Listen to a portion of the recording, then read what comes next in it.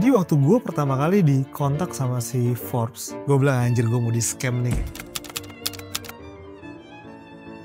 Dan wrong decision is better than no decision. Karena kalau lu gak ambil keputusan, lu gak akan pernah tahu lu tuh salah atau benar.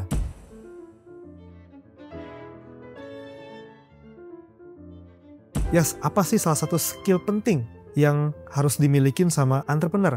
Menurut gue adalah mindfulness. Guys, di episode ini kita ngobrol sama my bro Yasa Singgi, co-founder and CEO Buzzle, strategic branding and digital marketing partner yang handle lebih dari 150 brands di Indonesia, guys. Sebelumnya, Yasa built Men's Republic, salah satu brand fashion pria terbesar yang bikin dia masuk ke Forbes Asia 30 Under 30 dulu. Yasa juga writer loh guys di buku ini nih, Crafting Brand Legacy, yang bahas branding, marketing, advertising, sales. Useful banget buat modern builders. Dan yang lebih mind-blowing lagi, dia tuh pernah loh guys, training jadi biksu di Taiwan. So let's start.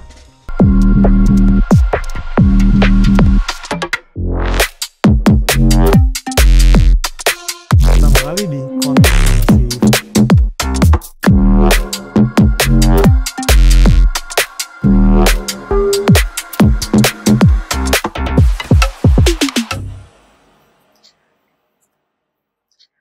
Thank you so much, Yas, for coming. Terima kasih banyak, Steph. How are you, bro? Good, ini adalah setup podcast terkeren yang pernah gue Waduh. lakukan sepanjang gue Thank hidup. you so much.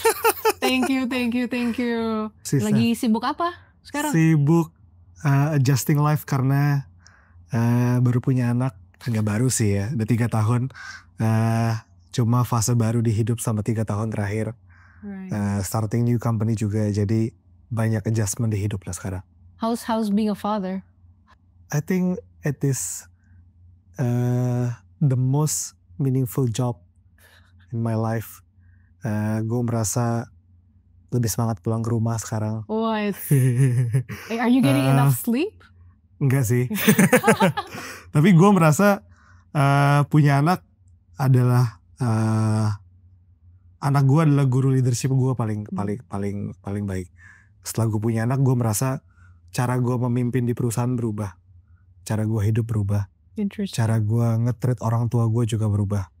Jadi mungkin itu salah satu kalau di lifeline hidup gue, punya anak itu salah satu turning point terbesar sih dalam hidup gue. Bedanya gimana tuh? Coba ceritain tuh. Gue punya tendensi itu manjain anak banget, Steph. Jadi anak gue itu kayak nge-treat gue sebagai good cop, terus my wife as a bad cop. Dan gue menyadari itu yang gue lakukan juga di perusahaan gue. Gue selalu punya tendensi untuk kelihatan baik, bukan menjadi baik.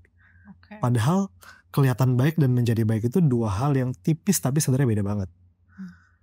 Gue kelihatan baik di depan anak gue karena gue kasih makanan yang dia mau, karena gue kasih mainan yang dia mau. Tapi sebenarnya gue nggak mendidik dia.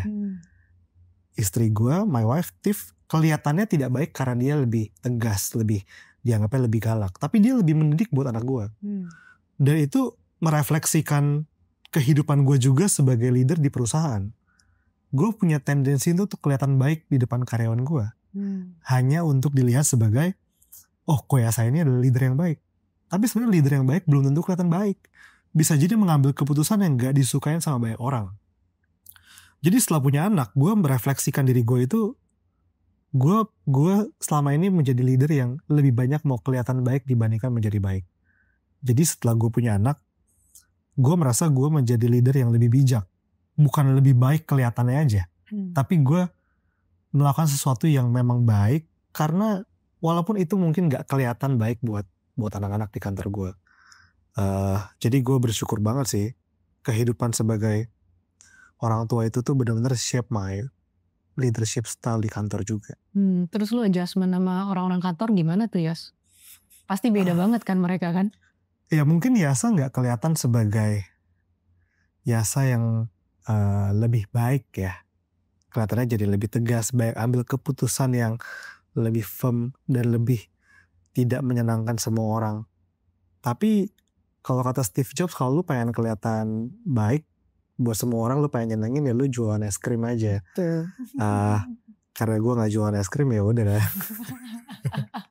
Jadi ya gue merasa anak itu menjadi turning point besar sih buat hidup gue. Oke. Nah Yas, I mau tanya lebih dalam tentang your thinking framework ya. Penasaran tentang gimana akhirnya you bisa decide you have an amazing journey from Men's Republic to now, ya kan? Reason dibaliknya and how does it shape you today as a leader? Itu bisa diceritain gak Yas?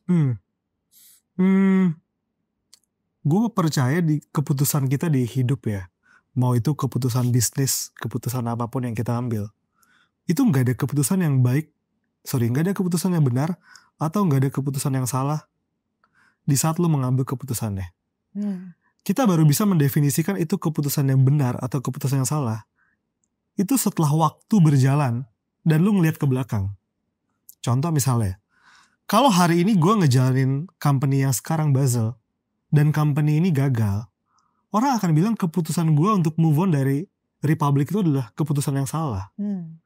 Tapi sekarang semua orang bilang, gila ya, hebat ya, lu bisa pivot pada saat itu, lu bisa shift dari retail ke service dan berhasil. Itu adalah keputusan yang benar kelihatannya hari ini. Tapi kalau misalnya hari ini company gue gak jalan, orang akan bilang itu keputusan yang salah. Jadi keputusan yang benar dan keputusan yang salah itu cuma bisa kita lihat pada saat kita tarik garis yang lumayan panjang. Dan wrong decision is better than no decision. Pada saat lu punya kesempatan untuk mengambil keputusan yang salah, itu pun lebih bagus dibandingin lu gak ambil keputusan. Karena kalau lu gak ambil keputusan, lu gak akan pernah tahu lu tuh salah atau benar. Jadi pada saat perjalanan ini dimulai sampai ke sekarang, gue cuma merasa gue take the risk to take wrong decision aja. Kalau ini memang keputusan yang salah, gak apa-apa, gue ambil juga. And let's make it right. Gitu. Gak ada yang namanya keputusan benar salah. Yang ada adalah lu ambil sebuah keputusan, and your job is to make that decision right. Itu aja sih yang selalu ada di kepala gue, Steph. Yeah, and worst, if it flops, then at least you learn, right? That's the worst case scenario, kan? Dulu, you di umur 20 tahun, you were Forbes 30 under 30, and you were the youngest one. Ya kan? Itu amazing banget sih, Yas. Like, gue aja hats off gitu kan. Amazing stuff. And then, dari Men's Republic, itu pun branding yang bikin lu naik, dan you lost it as well. Iya kan? And today lu udah bangkit lagi dengan Basel. Can you ceritain kayak at that time when you're still 20, getting that kind of title, itu tuh rasanya seperti apa, and losing it as well?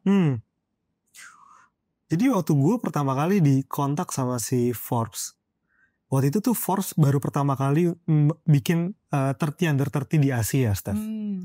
Jadi waktu itu mereka kirimin email ke gue, kayak congrats ya lu masuk ke nominasinya, sebentar lagi akan diumumin, siap-siap gitu.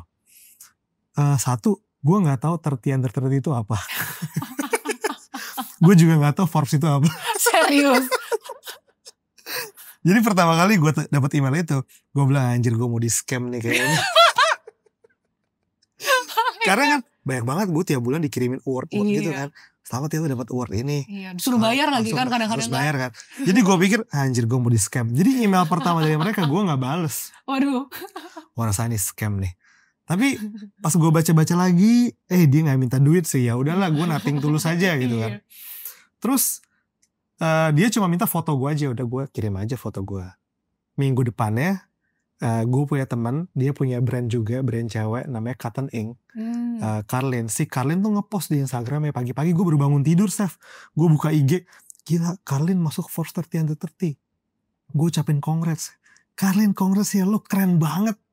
Terus gue pikir-pikir, kok kayaknya gue juga ada yang kontak namanya mirip-mirip sama ini ya gitu kan. Dan lu udah kirim foto lagi. Gue kirim email, anjir gue beneran masuk juga gitu. Ya pada saat itu ya happy lah, happy. Tapi kalau gue bisa reflect hari ini, setelah gue menginjak kepala 3 nih, gue berharap gue dapat 30 under 30 di umur gue 29 aja. Bukan di umur gue 20.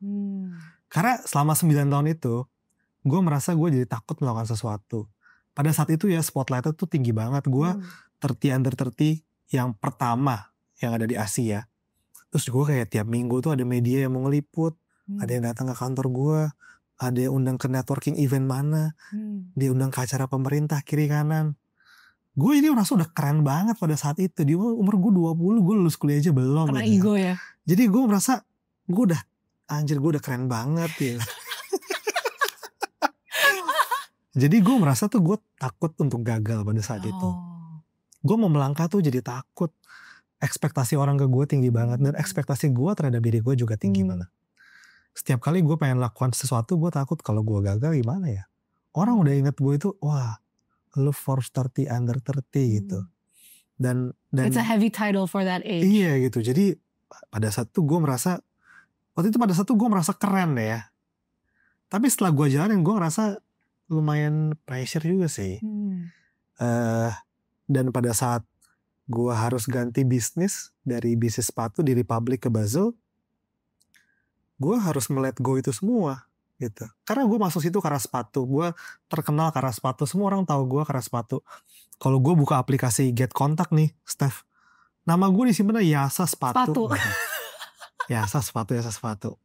Jadi gue merasa gue menaruh pride, harga diri, label, ego gue di kata-kata yang disematkan orang kepada gue. Dan akhirnya gue meyakini itu menjadi identitas diri gue juga. Jadi pada saat gue harus melihat gue itu semua, gue kayak meninggalkan diri gue yang lama gitu. Makanya pada saat gue bikin Basel, hampir di 2 tahun pertama, gue gak bilang ke orang kalau gue bikin Basel. Karena gue malu. Gue takut orang tahu gue tuh udah gak di sepatu lagi. Sedangkan orang tuh udah tahu gue itu gitu. Kalau orang tahu gue Basel, oh terus sepatunya gimana? Iya, gue malu. Pasti follow up question. Iya, gue malu untuk ngomong, iya udah gagal. Iya gue malu banget gitu. Jadi pada saat itu ya perasaannya happy, tapi pas gue refleks sekarang, itu ada banyak pressure-nya sih. Jadi gue berharap untuk dapat itu lebih lama sebenarnya. Dapat itu di umur 20 sama 29 sebenarnya gak ada bedanya sih. Gitu. It's just a label yang orang kasih. Dan sayangnya atau bahayanya banyak sekali label yang orang kasih. Itu mempengaruhi bagaimana kita melihat diri kita sendiri. Pasti. Padahal sebenarnya ya, kalau gue ngobrol sama teman-teman gue, sama teman-teman terdekat gue, ini gak peduli mau gue 30 under 30, 20 under 20, atau 50 under 50. Dia temenan sama gue karena lo Yasa gitu. Betul. Bukan karena gue Yasa sepatu, Yasa Basel, Yasa Forbes. Jadi setelah perjalanan itu ya gue mulai melihat label yang ada di kiri kanan yang orang kasih itu, ya itu apresiasi aja. Tapi lu jangan menaruh diri lu terhadap label itu. Gitu. Lu mau jual lele juga silakan aja ya. Iya, siapa tahu gue masuk jadi artis nanti, main film. Jadi, siapa tahu. Jadi element of the year atau jadi lu mesti nge-gym dulu ya. Lu mesti nge-gym gitu dulu. Tapi kalau misalnya hari ini sekarang, right?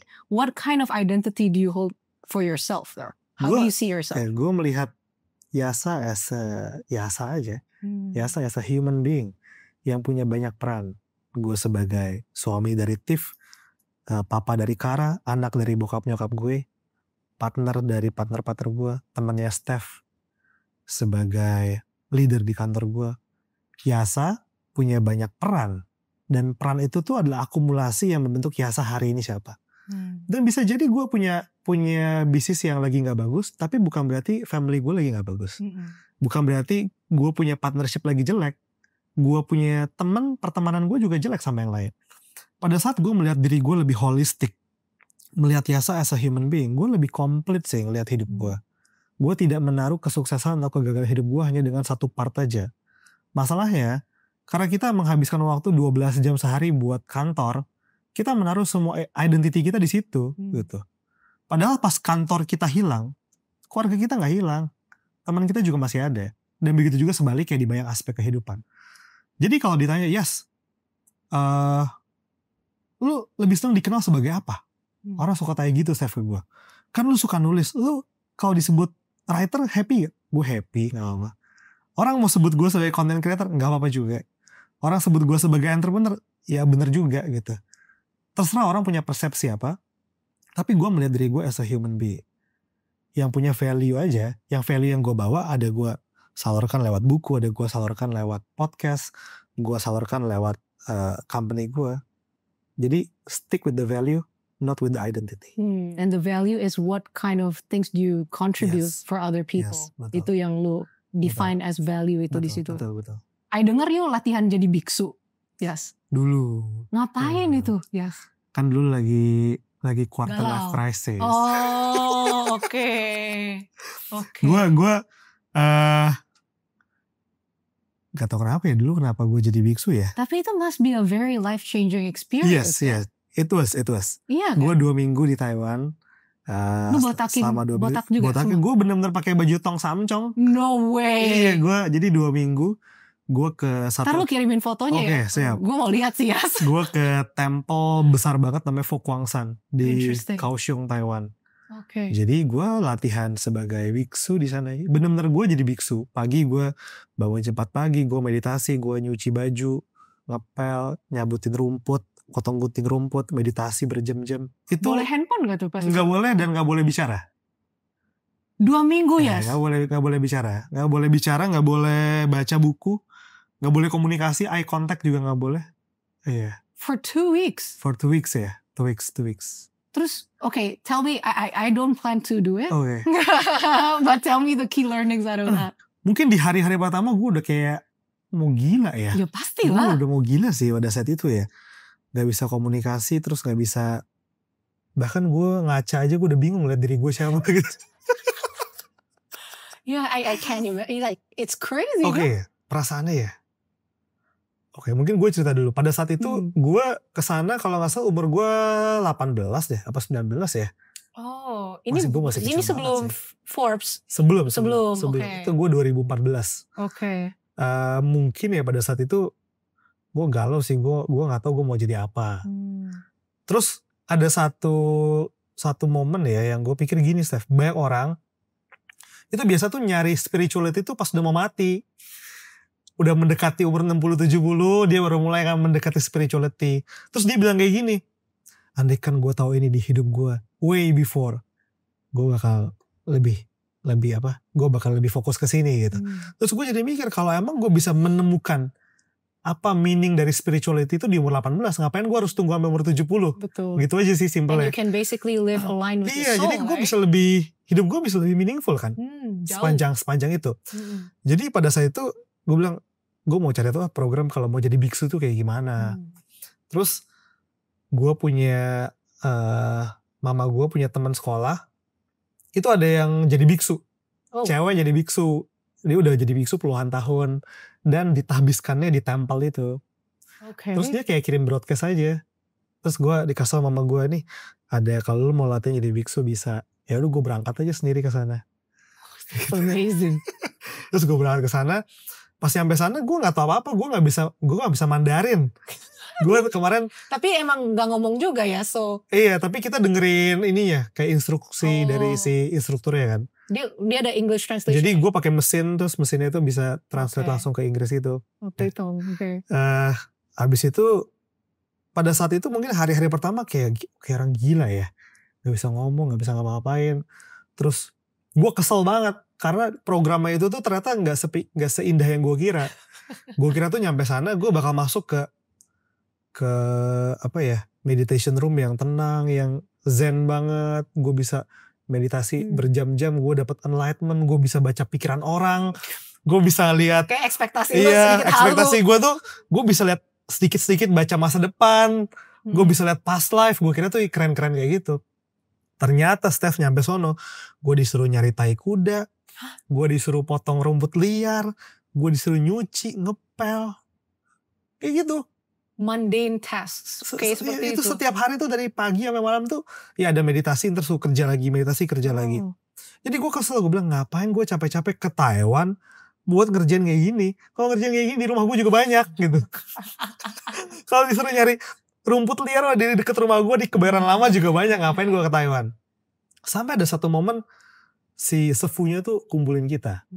Terus bilang, tahu gak kalian kenapa kita semua taruh kalian ke tempat yang kotor kayak gini? Untuk menurunkan ego kalian. Karena kalian semua dari tempat yang semuanya itu tempat yang nyaman, yang baik, dari latar belakang yang berbeda-beda. Ada yang bos, ada yang artis, ada yang CEO di perusahaannya datang ke sini. Kalau kalian gak ditempatkan di tempat paling rendah, melakukan pekerjaan paling rendah, ego kalian tuh akan tinggi. Sengaja dipres ke paling bawah supaya ego kalian hancur. Karena pada saat ego itu hancur, pintu belajar akan terbuka. Wah, di situ gue kayak nangis. Gila ya, ternyata hidup gue tuh arogan banget ya gue. Gue sombong banget, gue tuh pengen belajar sesuatu yang abstrak, tapi gue gak punya fondasi kerendahan hati untuk belajar. Jadi sejak saat itu, si Sufunya bilang, coba lu lihat setiap kali lu lagi nyari tai di lapangan ini, pas lu ketemu tai kuda itu kayak lu melihat kotoran dalam batin lu. Pada saat lu lihat rumput liar, itu adalah your monkey mind. Pikiran liar lu yang gak pernah terkontrol. Dan itu shift gue punya cara pandang. Gue langsung nyari tai dengan semangat. Gue cari mana tai lagi. Itu pas setiap gue nemu tai, gue kayak ngeliat, gila, tai ini juga persis ada dalam sini gue dan di sini gue. Pas gue lihat rumput liar, gue ngeliat, gila, itu hidup gue. Dan sejak saat itu, di hari-hari berikutnya, gue tuh kayak melihat banyak enlightenment. Tapi enlightenment itu ternyata bukan datang dari lu meditasi tiba-tiba, wah lu dapet wahyu gitu. Enlightenment tuh datang dari kejadian hari ke hari. Lu ngeliat problem lu, dan lu ngeliat diri lu, solve problem itu kayak gimana. Jadi di hari pertama tuh gue merasa kayak orang gila di sana. Di hari hari terakhir pas kita harus melepaskan jubah kehormatan biksu kita, itu gue nangis. Gue merasa kayak, gila, ini hidup yang gue bisa melihat realita kehidupan yang nyata banget di sini. And it was most beautiful moment in my life pada saat itu. Amazing. Dan itu mengubah cara pandang gue dalam hidup. Nah, gue mau nanya tuh Yas, dari your experience itu, how does it translate to your business now and how you run things? Gue jadi latihan jadi biksu itu bukan untuk jadi orang suci gitu. Gue latihan jadi biksu itu untuk mengambil key learnings buat bikin gue jadi more mindful entrepreneur. Bikin gue jadi papa yang lebih mindful buat anak gue. Suami yang lebih mindful, leader yang lebih mindful. Karena banyak orang, menurut gue, kita itu tidak membutuhkan lebih banyak lagi orang kaya di dunia ini. Kita membutuhkan lebih banyak orang kaya yang berkesadaran. Kita butuh lebih banyak lagi orang kaya yang mau serving other people. Nah, pengalaman gue jadi biksu dan gue latihan meditasi. Dan by the way gue setelah jadi biksu gue pernah juga ikut banyak program-program lainnya yang 7 hari gak ngomong. Spiritual program. Dan ini gak berkaitan dengan agama apapun gitu. Itu membuat gue menjadi manusia yang lebih sadar. Contoh Steph, sebelum gue mengenal ini ya, dulu tuh gue tuh tipe orang tuh yang percaya banget sama visualisasi. Jadi gue tiap tahun gue setting goal, gue pengen apa, gue bayangin gue mendapatkan itu gitu.